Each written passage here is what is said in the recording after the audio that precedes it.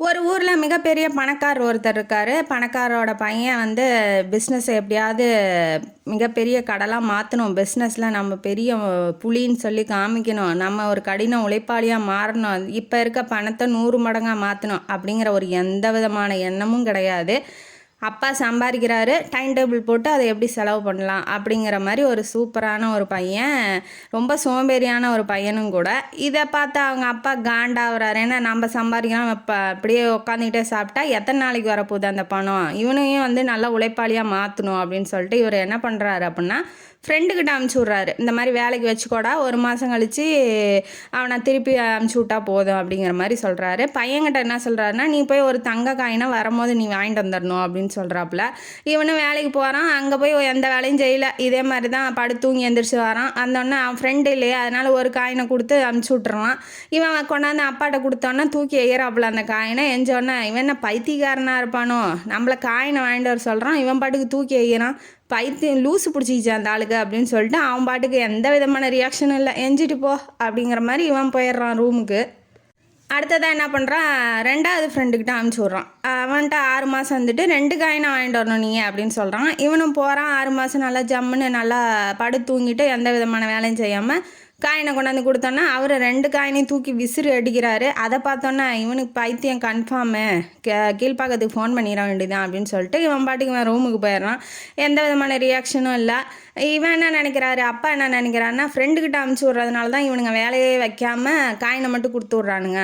அதனால் என்ன பண்ணுறாருன்னா, கீழே வேலை செய்கிறாரு இல்லையா, அவர் கீழே நிறையா பேர் வேலை செய்வாங்க, அவங்கள தெரிஞ்சவங்கள்ட்ட ஒருத்தனோட ஃப்ரெண்டுக்கிட்ட அமுச்சு விட்றாரு. இவர் தான் பையங்கிறது அவனுக்கும் தெரியாது, இவன் பெரிய பிஸ்னஸ் மேனோட புள்ளங்கிறதும், இவர் பெரிய அப்பா வந்து பிஸ்னஸ் மேனாக இருக்கார் அப்படிங்கிறதும் தெரியாது அந்த ஆளுக்கு. யாருக்கிட்ட அமுச்சு விட்றாங்களோ அவருக்கு. இவன் போகிறான், அட்ரஸை கொடுத்து அமுச்சு விட்றாரு. இவன் பாட்டுக்கு போகிறான். போகும்போதுன்னா 1/2 காயின், 1/2 தங்க காயினை நீ அவர்கிட்ட வந்து வாங்கிட்டு வரணும் அப்படிங்கிற மாதிரி சொல்லிட்டு போகிறான். போனதுக்கப்புறம் கிட்டத்தட்ட 3 மாதம் உழைப்ப போடுறான், புளிஞ்சு எடுத்துட்றான் அவன்.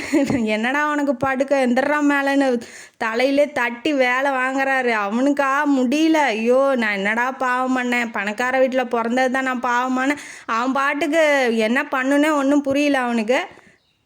வேலைன்னா என்ன, வியர்வை துளினா என்ன, இப்போல்லாம் அவன் உடம்பு ஃபுல்லாக வேர்த்து ஊற்றி அவன்லாம் நல்லா உழைப்புனா என்னன்னுங்கிறத கற்றுக்கிட்டு இப்போ 1/2 காயின் அவன் முதலாளிகிட்டேருந்து கெஞ்சி கூத்தாடி 1 காயின் கேட்டான், தரமாட்டேன்னு சொல்லிட்டு 1/2 காயின் அவங்க முதலாளி சொன்ன மாதிரியே அவங்க அப்பா சொன்னார் இல்லையா, அதே மாதிரியே 1/2 காயினை வாங்கிட்டு வந்து எப்போதும் போல் 3 மாதம் முடிஞ்சதுக்கப்புறம் அப்பாட்ட கொடுக்குறான். இந்த அப்பா வச்சுக்கோ அப்படின்னு சொல்லி கொடுக்கும்போது அவர் தூக்கி எப்போதும் போல் விசிறி அடிக்கும். இவன் டென்ஷன் ஆகிட்டான். ஐயோ பைத்தியக்கார அப்பாவா, நீ பைத்தியங்கத்தி உனக்கு பிடிச்சிருச்சாயா, நான் எவ்வளோ ராப்பாக்களை உழைச்சி சம்பாதிச்சுட்டு வந்து உனக்கு கொடுக்குறேன், தங்க காயினை அப்படி தூக்கி போடுற, உனக்குலாம் அது பணத்தை பற்றி என்னையா தெரியும் உனக்கு அருமைன்னு சொல்லி இவன் பதிலுக்கு கத்த ஆரம்பிக்கிறான். அப்போ தான் வந்து இவனுக்கு ரியலைஸ் ஆகுது, அப்போ அவன் சம்பாரிச்சு போடுறத நம்ம இத்தனை நாளைக்கு படுத்திகிட்டே சாப்பிட்டோமே அப்படி தானே அவருக்கும் இருக்கும் அப்படிங்கிறது அவனுக்கு அப்போ தான் புரியுது.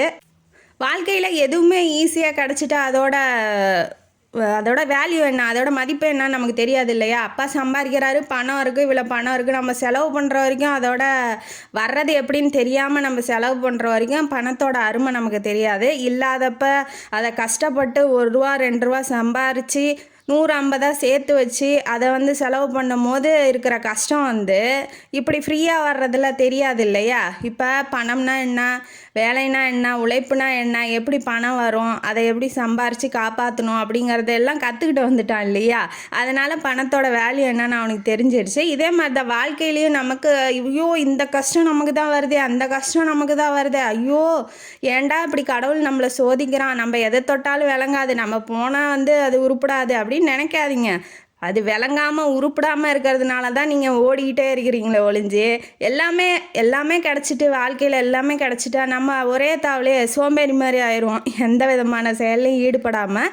அதனால் நம்மளை சுறுசுறுப்பாக வச்சுருக்கிற கடவுள் கொடுத்த கிஃப்டாக நினச்சிக்கோங்களேன். எதாக இருந்தாலும் பாசிட்டிவாக நினச்சி எந்த துன்பத்தையும் எதிர்கொள்ளுங்கள். கண்டிப்பாக உங்கள் வாழ்க்கையில் நீங்கள் வெற்றி அடைவீங்க. கஷ்டம் நினைக்காம இஷ்டம்னு நினைங்க. கண்டிப்பாக வந்து உங்கள் வாழ்க்கையில் நீங்கள் முன்னேறி எப்போதும் ஓடிக்கிட்டே சுறுசுறுப்பாக இருப்பீங்கன்னு சொல்லி இந்த கதையை இதோட முடிக்கிறேன். இந்த கதையும் காணொலி உங்களுக்கு பிடிச்சிருந்தா லைக் பண்ணுங்கள், ஷேர் பண்ணுங்கள், சப்ஸ்கிரைப் பண்ணுங்கள், கமெண்ட் பாக்ஸில் கமெண்ட் பண்ணுங்கள். நன்றி மக்களே.